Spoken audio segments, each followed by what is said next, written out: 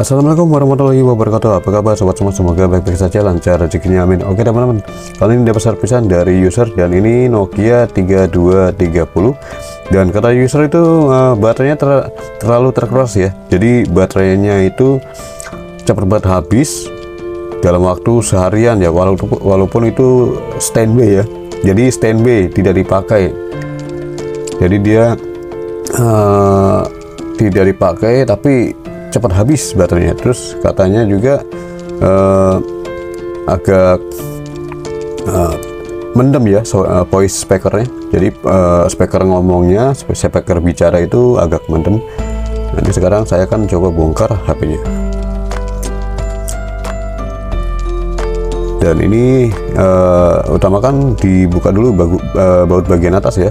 Jadi dari atas ada semacam penutup ya, penutup di bagian atasnya. Nah, penutup itu harus dibuka dulu, lalu dibuka lagi bautnya ya. Nah, ini di sini saya sudah lepas bagian depannya, kemudian saya akan coba lepas frame LCD ya. Nah, ini saya buka bagian fleksibel LCD-nya. Nah, ini LCD bawaan ini ya. Dan kata user juga minta diganti juga ya. Jadi yang diganti itu LCD-nya diganti, terus voice speaker-nya minta dibetulkan ya. Voice speaker-nya minta dibetulkan, kemudian baterainya agak error ya, atau terlalu cepat habis. Jadi sebetulnya kalau untuk kasus yang voice speaker mendem, sebenarnya ini masalah korosi ya. Tuh, seperti ini korosinya. Ini voice speaker dari 3230 ya.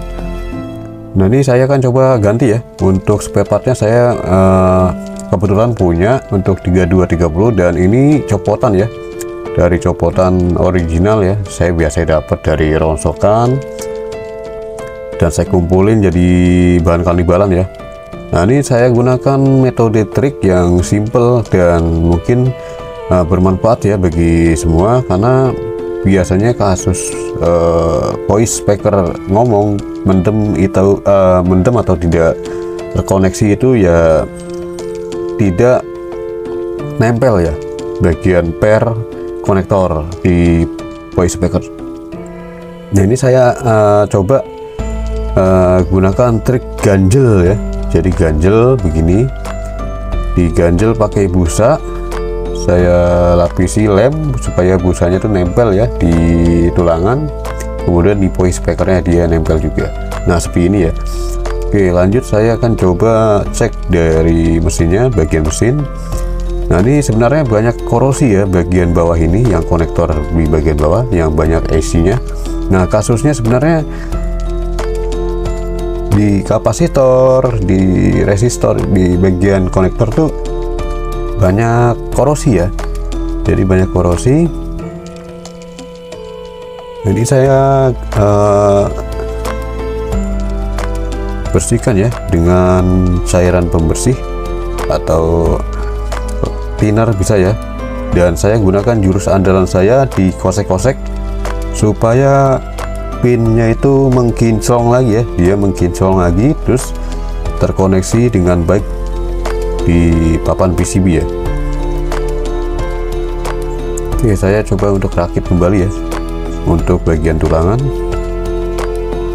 Nah, ini saya tidak lupa saya jengatkan kembali bagian pin konektor yang modelnya seperti kawat ya, supaya dia terkoneksi dengan tepat pada papan PCB mesinnya. Jadi trik jengat itu untuk mengkoneksikan supaya konektornya itu benar-benar nempel di bagian part-partnya ya. Oke, kita lanjut untuk pasang baut. Dan pemasang baut usahakan di silang ya, silang atas, silang kiri, silang bawah gitu ya, supaya presisi ya bagian tulangan. Nah ini saya dikirimkan LCD ya dari user. Nah ini LCD-nya katanya sudah beli, dia juga beli di online ya, di online. Kemudian saya coba cek ya, apakah LCD-nya baik.